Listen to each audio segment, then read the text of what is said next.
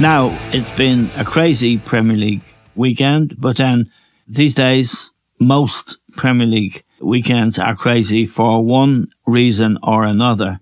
And sometimes it's the refereeing, the VAR decisions that are made, sometimes just for brilliant football, and sometimes it's for things that you can barely believe. And yesterday was one of the days where all of those factors were in play. And the match, I think, that captured everyone's imagination who watched it was at the Etihad Stadium, where the champions and treble winners of last year, Manchester City and Pep Guardiola, were hosting Spurs. Spurs made a great start to the season under their new coach, Ange Postecoglou, who had 2 seasons at Celtic. He won the league on both of those seasons, has spent most of his life coaching in Japan. He's an Australian, the first Australian ever to coach in the Premier League. And his teams play daring and very exciting football. And of course, the night before, Manchester United went to Newcastle, and that's another story altogether, and a rather different one. I'm joined now, as always, by John Giles to talk about these games. John, before I thought Spurs would get hammered yesterday by Manchester City, they were 9 players short through injuries or some of suspension in the case of Christian Romero, who's got a 3-match suspension. But they're really outstanding centre-half, Dutch centre-half, Mickey van de Ven and James Maddison, who both of whom were outstanding in the opening games of the season. Both have long-term injuries, both out of the side. And I thought City might do a number on them, but it didn't happen. You didn't think it would happen. And the reason is Ange Postecoglou and the way he loves to play. Tell me about him, John, and why he fascinates you. You were a manager yourself in the big time in that league. He's brave, that's for sure. Yeah, he obviously has a good idea, well, a great idea of what he wants on the pitch, Eamon. As most great managers do, because they're not going to be put off very easily. And I think his approach to it is, look, this is what we do. We defend when we have to, but when we get a chance to go forward, that's what we're going to do. And he sticks to that. And he's obviously got the players bought into what he believes to be the right thing to do. Yes. I mean, regardless of who they play. In other words, I think his attitude is, look, I don't care about City. There's only one ball on the pitch. And if we do what we want to do, then we'll be okay. Yep. And obviously the players have bought into that. And as you said, they've got a good few injuries. He's just about puts the first team out.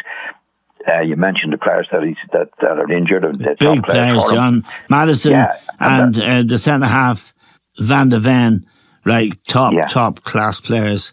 And Romero also, actually, top. But he has players that I've never heard of, and he's found them. He hasn't paid a lot of money for them. And that's it's a critical part of management, isn't it?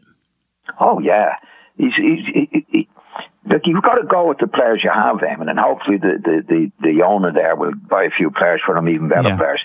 But it's his approach that is excellent. He's got the players bought into it. He's still got Son there, who is a terrific player, as we know.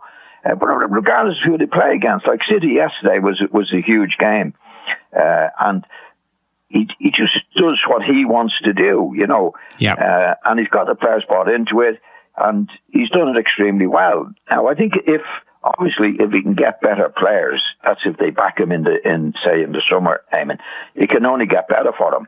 But I think he's done extremely well anyway, you know. It's worth reminding ourselves and our listeners that before he ever arrived, Spurs lost Harry Kane. Yeah. They got 100 million from Bayern Munich, and that is one great player who, together with Son, actually, formed a partnership that was really, even in their darkest hours, they could come up with the goods. But that money, that's the way Spurs are. The big question now is, John, well, there were 2 reasons why you fancied them to do all right yesterday. One was Postecoglou and his attitude. The other was City. Yeah. You've detected, and I had earlier in the year detected a sort of complacency in City since they won the treble. Grealish should be a good example of it. It looked like he went on holiday in the summer and hasn't come back yet. And there is a complacency in the side. Now, they are missing De Bruyne, who is a top-class player and both a goal scorer and a goal maker. And that is a big miss. Mahrez has gone to Saudi Arabia, and Gundogan went on a free transfer to Barcelona. So those players are missing. But you would think City would be able to replace at least two of them, Gundogan and Mahrez. Yeah, well, he had players there anyway, I mean, that were ready to come into the team. But I think you do get a bit of a stop when you've done what they've done. In other words, the season starts again pretty quickly. But he's never really defended or have a mind on defending very much, I mean. Yeah. And I think that's catching up on them now. They don't, like, if you look at the first goal yesterday, yes. The young winger, Daku, is it Daku? Yes, yeah. Was the one from a corner kick that they had. He's chasing the Spurs player, Son. Yeah, he is right. Yeah. So where's the emphasis on defending if the corner kick is cleared? And that went on through the match, and it's gone on for a long time. And I think it's gone on for years with Pep. There's no real attention to it, but he's had the players to be able to do it. But I think that's catching up on them now. I mean, they lost 4 goals, was it, at Chelsea? Yep. They've lost a lot of goals this season. I think in the match yesterday, to be fair, I think they could have had it over before half time. They had some chances that they didn't take. Yes. But there again, with any team, in my opinion, you've got to rely. You can't rely on getting your chances all the time. In other words, there should be a defensive element to what you're doing. And to be fair to Spurs and the manager we're talking about, they took full advantage of it, Evan. 3-3. Like, he didn't care what City were doing. This is what we're going to do. Yes. And they did it on the day. We had a controversy, as we know, with the referee near the end of the match. But as far as Spurs were concerned, I thought they did a really, really top-class job and got the point that overall, on the 90 minutes, they deserved. Now, one of the keys to him, I think we've spoken about this when we were watching games and talking on the phone. One of the keys to him, John, is his demeanour. There's no jumping up and down like Mikel Arteta or Mourinho or even Pep. He's very stoical. He just watches what's happening. And there's a kind of confidence about him that seems to have translated itself to the players. We noticed this and talked about it very early in the season. His players look far more assured on the ball. They do play these little short passing triangles with the third man making runs. They're not afraid to do that. In fact, they're not afraid at all. And he's obviously said, look, if you do this, that's what I want. If you screw up, I take the hit, not you. Yeah. But you have to do that with players, Eamon. Yeah. In my opinion, that's what you have to do. I remember when I went to West Brom, and I'm not patting myself on the back, but we had 2 central defenders. And the previous manager itself, don't come into the game. Yeah. No, Eamon, don't come into it. Yes. And the first few matches, obviously as a new manager, I thought, these lads are good players. And I spoke to them. And they said, no, we were always told that if we go there, you're going to lose it. Right? And I said, look, if you go there and you lose it, it's my fault. Right. You know what I mean? Yeah. And I'm only mentioning that as a thing that managers have to say. And I'm sure he said and said, no. In other words, you get a player saying, oh, I wouldn't fancy going into that. Because of the way they play, because he frees them up. But I've no doubt he said, look, you do it, and if you lose the ball there, it's my fault. Yes. But you won't lose the ball. Yes. Because the lads have to have the confidence, particularly defenders, to come into the game, Eamon. Yes. If I go there and they lose it, that can't be an attitude. But what he's obviously said to them, you go in there, if you lose it, it's my fault. Yes. So they're totally free to do what he wants them to do. Totally free, Eamon. And that's what he wants them to do, the great players do that anyway. You go back to Bobby Moore and that. He would step into it and never think about losing the ball. But then you don't get that many players like him. So I think this is the way this fella does. It's my fault.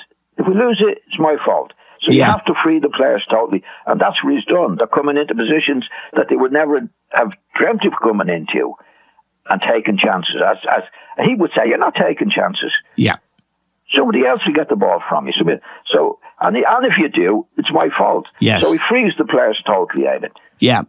That's what we see on the pitch. He's got rid of one or two that we would have cheered him for. Eric Dyer, for example, even yesterday, he was asked about Dyer. He said he's got a slight knock, so I'm not playing him. But he's nowhere near the team when they have a full team to choose from. Now, we know with Spurs, they haven't backed good coaches, including Antonio Conte and other good coaches they've had over the years. Harry Redknapp was there, and they sold Gareth Bale, and Harry knew his stuff, knew what he wanted. But with owners like that, it's extremely difficult.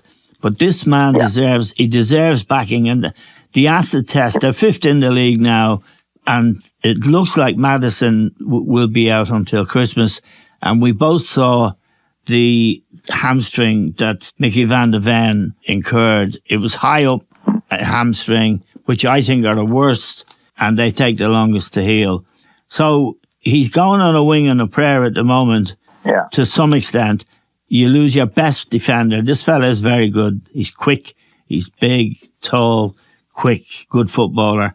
And Maddison, as we know, has always had ability. But again, his attitude hasn't been to wring his hands or to whinge about it. He just gets on with it. No.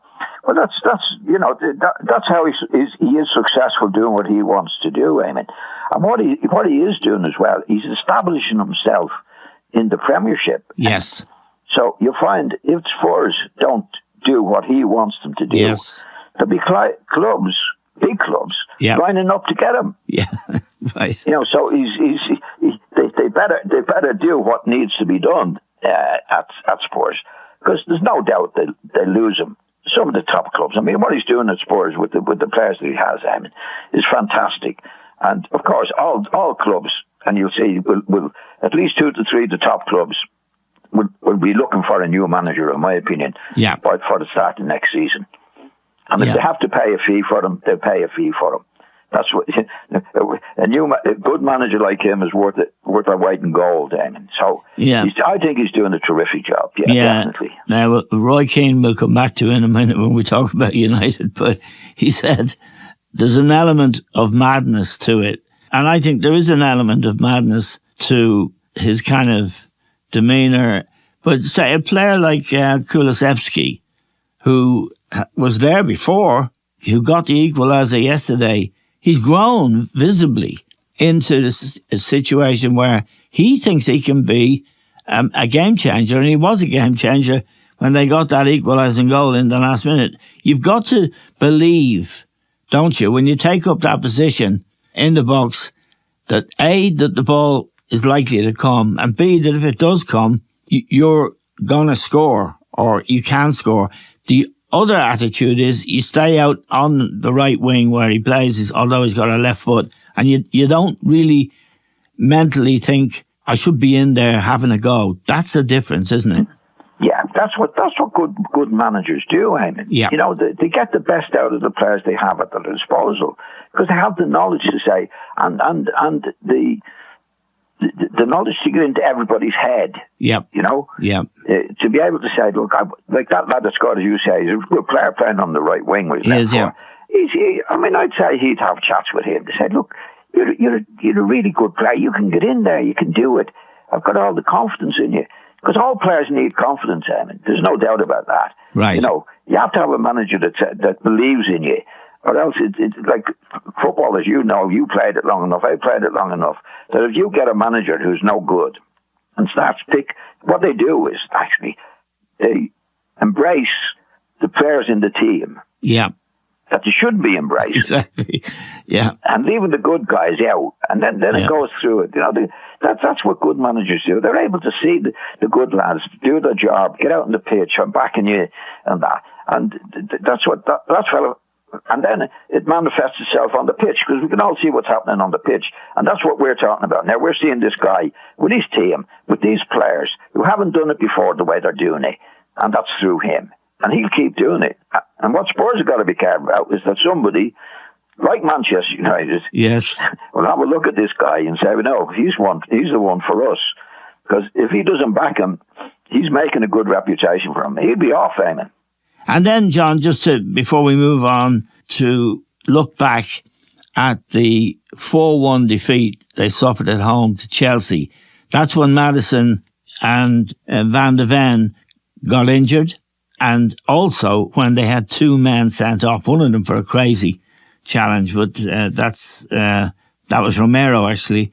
Now, in a situation like that, when you've got 9 men against the Chelsea side who are decent, if not up to scratch yet with Pochettino, if you're in that situation, the one thing you don't do is play a high line. The one thing you do is you make the pitch narrow, you give them the space out wide, you settle outside your own box, and you defend all 9 of you. That's the way to do it. What he did, he played a high line. He sent them all up to the halfway line.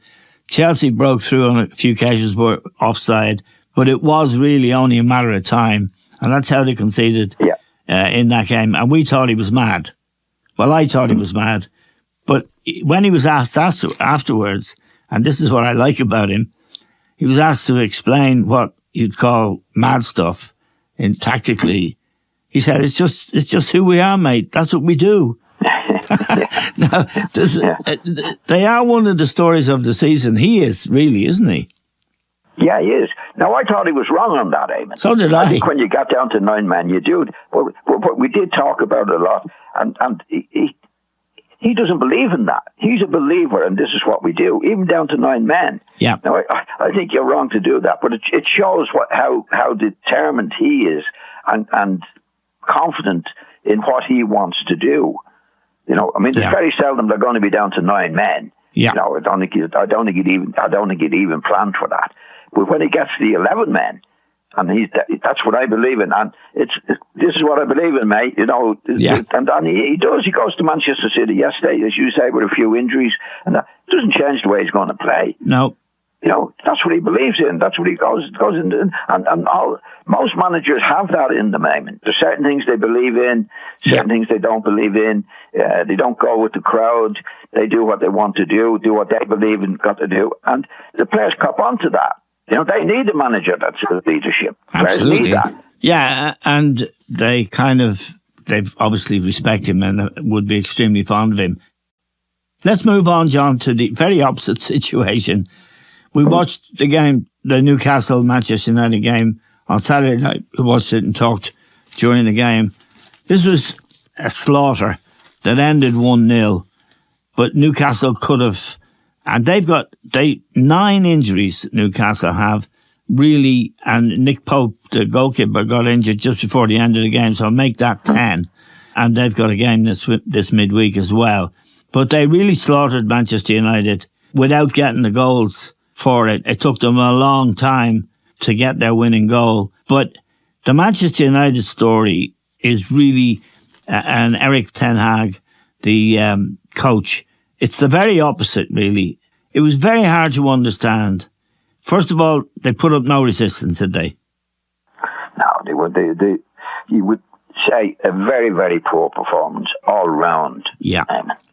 You know, Newcastle played them off the pitch, to be quite honest. I mean, they'd won 4-0. They couldn't have moaned about it. Manchester United. It was. I mean, the first thing you have for any manager, I mean, is the players you have on the pitch out there are going to have it go. Yep. They're going to try the best they can. And some days, even with lads doing that, and good teams, you can be beaten 4 on that particular day. But that wasn't like that. I mean, you know, they just weren't at it. I mean, they had Rashford. I mean, Rashford hasn't kicked the ball all season, but he was a disgrace on Saturday. And they're still playing Martial. Yeah. Now, Martial, if he's a real trier, that's the best you can get from him. Yeah. But he didn't even try. He was just walking. I think he had a big row with him at half time. You know, it looks like it's lost there. Yeah, and managing the players. Rashford situation was even worse. He's just signed a £300,000 a week contract. He's an England international. I thought, and it came up in the post-match discussion yesterday when Roy Keane and Jamie Carragher were in the box seat there talking about it. I mean, he really did kind of flaunt it. He would not chase back. He stood with his hands on his hips. He threw a sulk, which when you've just signed £300,000 a week contract, you'd expect he'd be the last guy to lie down. He was the first guy to lie down, John. Yeah, well, it shows, obviously, when you get things like that, and a top player like him, or he can be a top player, and he's doing that, and he knows the manager's looking at it. Yeah. You know what I mean? That's when you really get, when you're in big trouble. That's when you know you've lost the dressing room. Oh, yeah. The players have no faith in you anymore. That's a cliche. No respect. No respect, Eamon. Yeah. You know, like you can't, I mean, the great thing about football is for all of us, that whatever happens on the pitch, we can see. Yes. It's there in front of us. Is he having a go? Is he not having a go?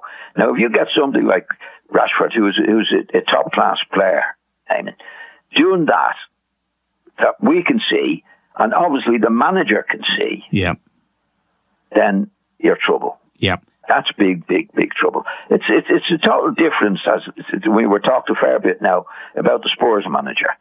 You don't see that from any of the players out there. They're all trying as best they possibly can to do the best for the team. You can see it. Yes. You can see it out there. You see Manchester United on the weekend. I mean, they were dreadful. And Newcastle could have, if they beat them 4 or 5-0, it wouldn't have been. It wouldn't have flattered. It would have been about right. Yeah. Kill them.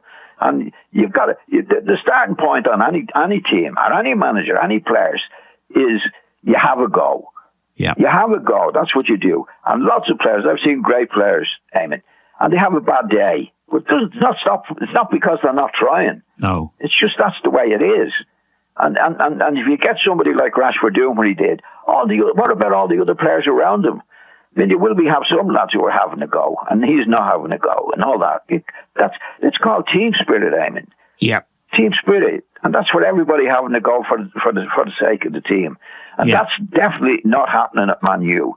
And I was very, very surprised. I'm very surprised at the manager last week, Eamon, where the goalkeeper Onana had a nightmare in the Champions League match last week. Yeah. And was he going to drop him? Was he not going to drop him? He says no, because his stats are the second best for a goalkeeper in the Premiership. Yep. Okay.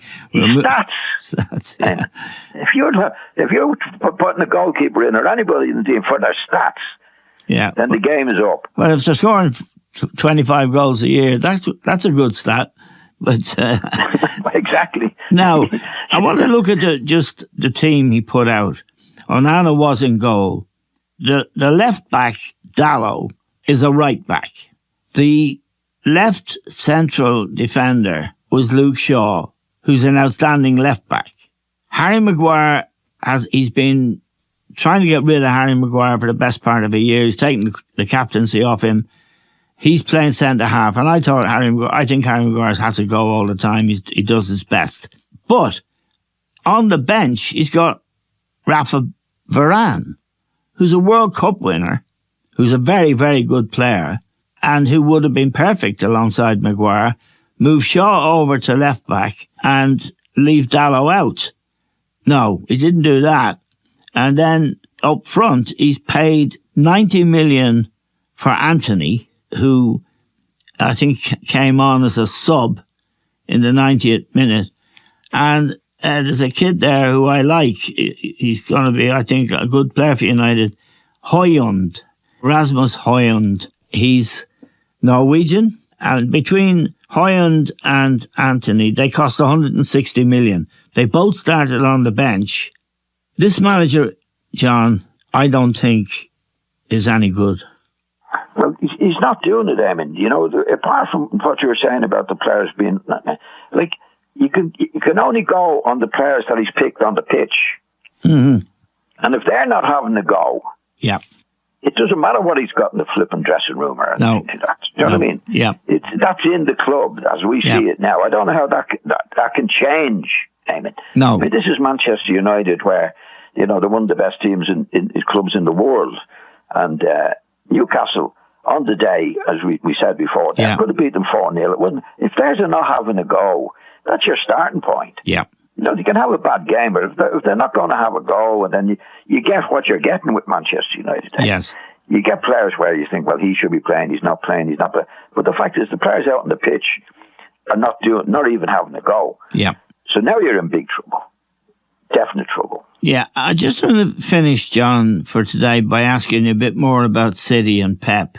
I mean, you were in a great lead side that year after year after year were in contention for the championship, the cups. You got beat in the Champions League final.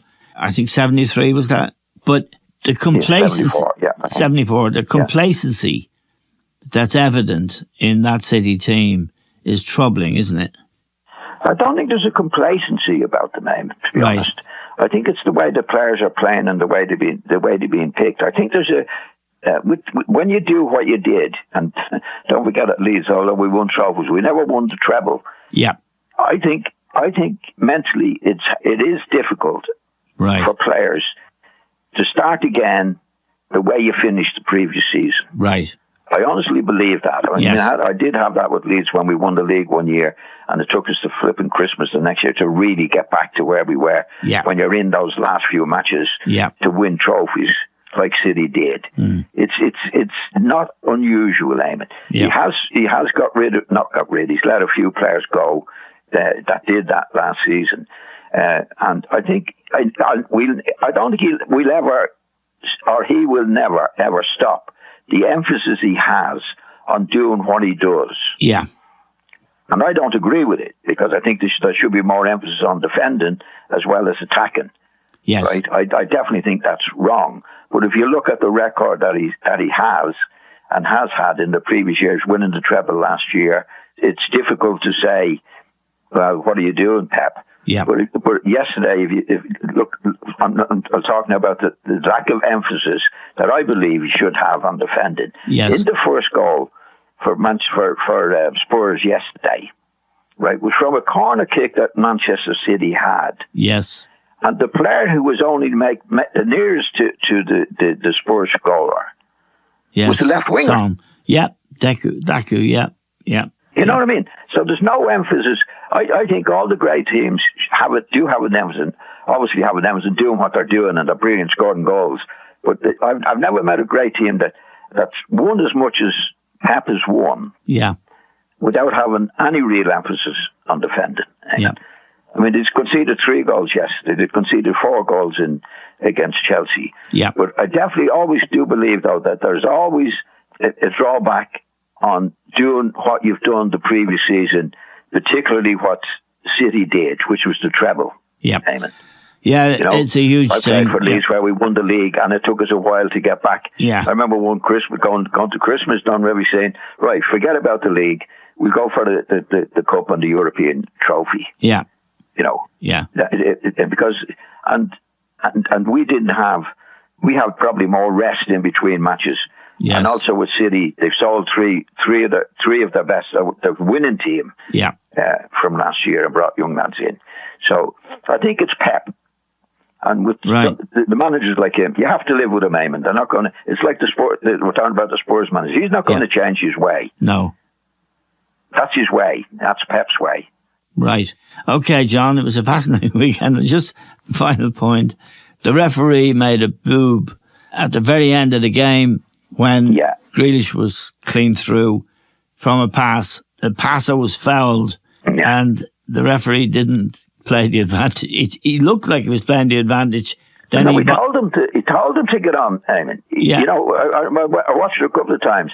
And when the ball broke loose, I think it was Haaland was fouled. Yeah. And the ball broke loose for him. And I remember watching it, and the referee sort of went, go on. Yeah. And then when he made the pass, I don't know why he stopped it then. I think they've lost their nerve, John. I think VAR has unnerved referees in particular. Well, I don't blame them for that.